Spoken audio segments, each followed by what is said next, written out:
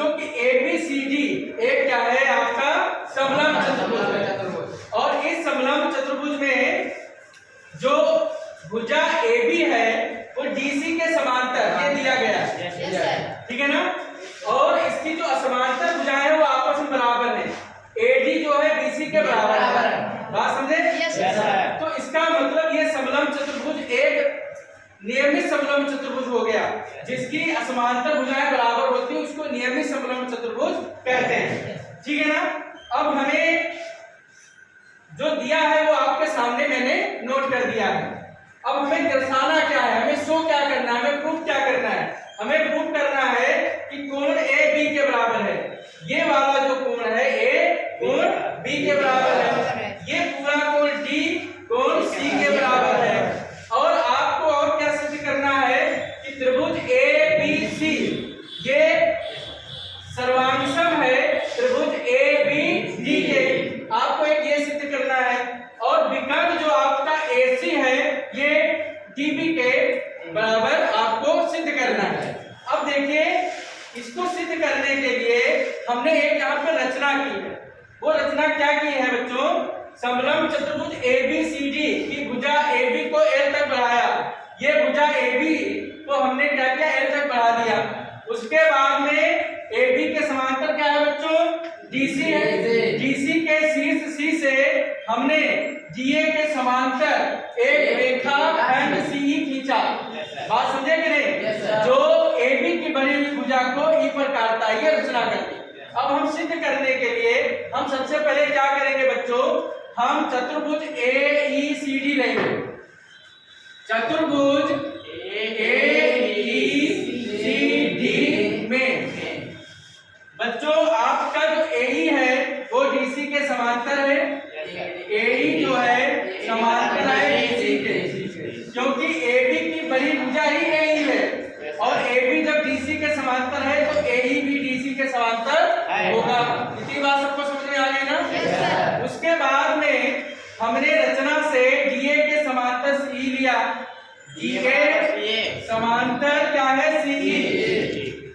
ये अब देखिए ये जो आपकी इन दोनों विशेषताओं से ये आपका AECD एक समांतर चतुर्भुज होगा, क्योंकि समांतर चतुर्भुज के आमने सामने की भुजाएं समांतर होती है, ठीक है ना। तो ऊपर ये जो विशेषता है, इसलिए चतुर्भुज AECD एक क्या होगा बच्चों? समांतर चतुर्भुज होगा। समांतर चतुर्भुज है। अब बताइए समांतर चतुर्भुज में क्या होता है? आमने सामने की भुजाएं बराबर और समांतर होती है। तो बच्चों जो AE है, AE वो बराबर किसके हो जाएगा? हाँ, ठीक है ना। और आपका जो DA है वो किसके बराबर हो जाएगा? CE के। DA जो बराबर हो जाएगा वो CE के।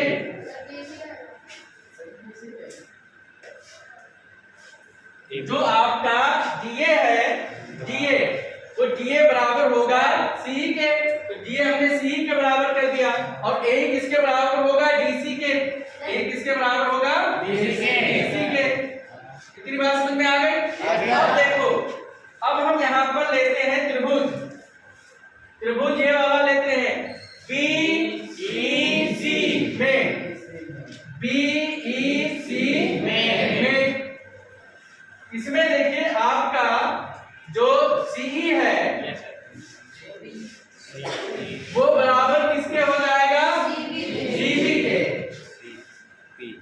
जो बच्चे ये आपका CE है वो CB के बराबर क्यों होगा? क्योंकि CB जो है किसके बराबर है? DA के। और DA बराबर है CB के। तो ये आपकी मैंने ये कथन हमने तीसरा ले लिया। बात समझे कि नहीं? अब ये इसके बराबर हो गया। अब बच्चों जब ये इसके बराबर हो गया तो जो त्रिभुज आपका BEC है ये समद्विबाहु त्रिभुज होगा। इसलिए त्रिभुज BEC एक समद्विबाहु त्रिभुज होगा। समद्विबाहु त्रिभुज है। अब देखिए समद्विबाहु त्रिभुज के आधार कोण बराबर होते हैं, तो कोण जो सीईबी है, कोण सीईबी ये किसके बराबर हो जाएगा? कोण सीबी ईबीसी के, ईबीसी के। इसको कथन 4 मान लेते हैं। अब बच्चों एक चीज यहाँ पर देखिए, ये बीसी जो है ये इन समांतर रेखाओं की प्रतिच्छेदी रेखा है। ये कोण इस कोण के बराबर होगा कि नहीं? होगा। एकांतर कोण है,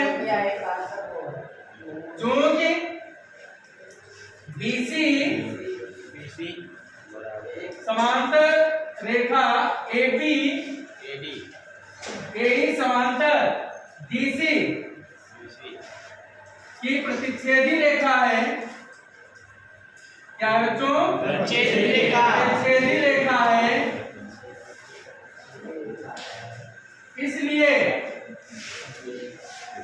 ये जो आपका कोण है, कोण ईबीसी, कोण ईबीसी ये बराबर होगा किसके?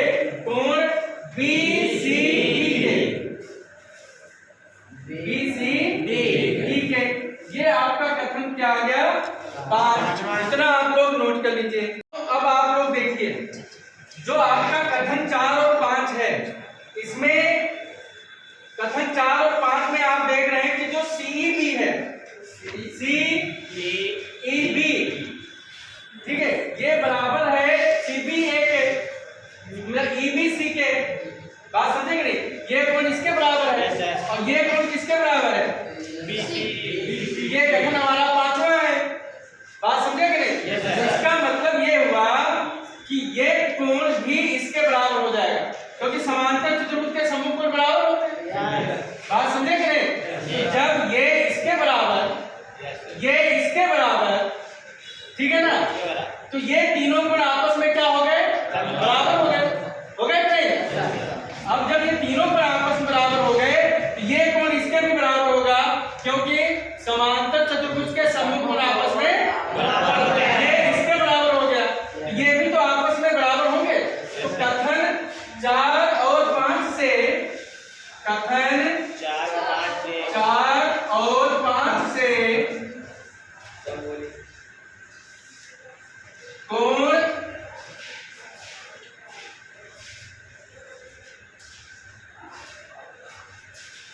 बीसीडी अर्थात कोण सी बराबर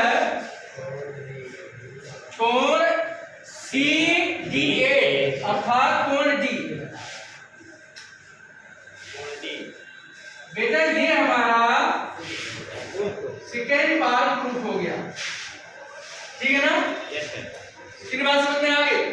अब हम लेंगे 2 त्रिभुज, एडीसी लेंगे और आपका डीबीसी लेंगे। त्रिभुज एडीसी तथा त्रिभुज डीबीसी में, इसमें आप लोग देखिए, इसमें डीसी जो है इन दोनों त्रिभुज में कॉमन है।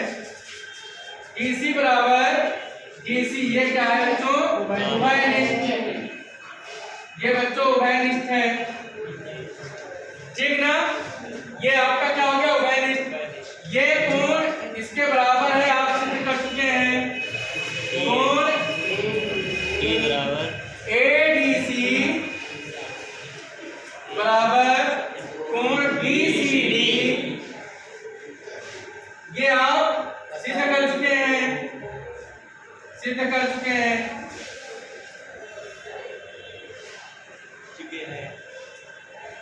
उसके बाद में बच्चों एडी बराबर बीसी ये दिया है, एडी बराबर बीसी ये क्या है? दिया है। तो अब यहां से देखिए, भुजा कोण भुजा, 2 भुजा एक कोण से, भुजा कोण भुजा सर्वांग समता से दोनों त्रिभुज बच्चों क्या हो गए? दोनों त्रिभुज आपके क्या हो गए? सर्वांग सम हो गए।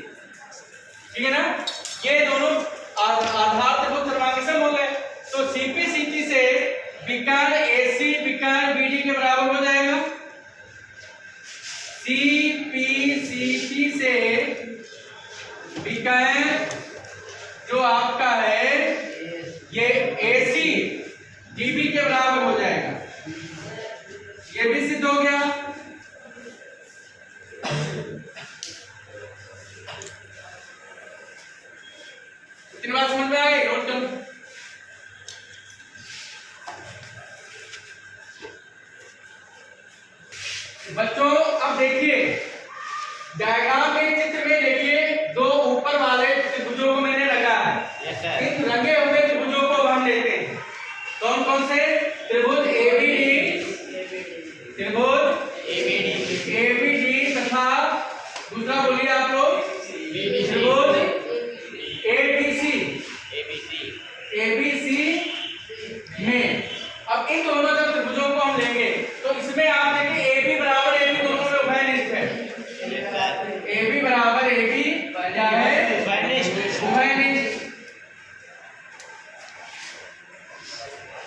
ठीक है ना।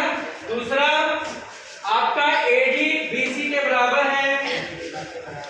AD बराबर ये वेक्टर दिया है, ये आपका क्या है? दिया है।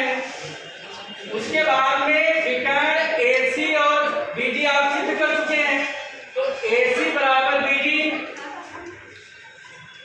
या BD बराबर AC, ठीक है, सिद्ध कर चुके हैं।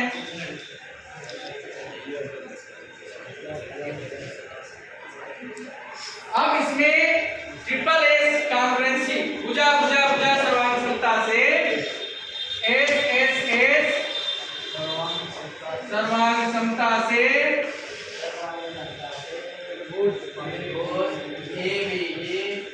त्रिभुज एबीडी सर्वांग सम त्रिभुज एबीसी, ये भी सिद्ध करना था, ये भी बेटा सिद्ध हो गया। अब बाई सिंप्लिसिटी क्या हो जाएगा? ये वाला कोण इसके बराबर हो जाएगा, कोण ए बराबर कोण बी। तो बच्चों इस प्रकार से आपके इस प्रश्न के सभी खंड क्या हो गए? सिद्ध हो गए। और इसका अभ्यास एक बार घर पर अवश्य कर लेंगे।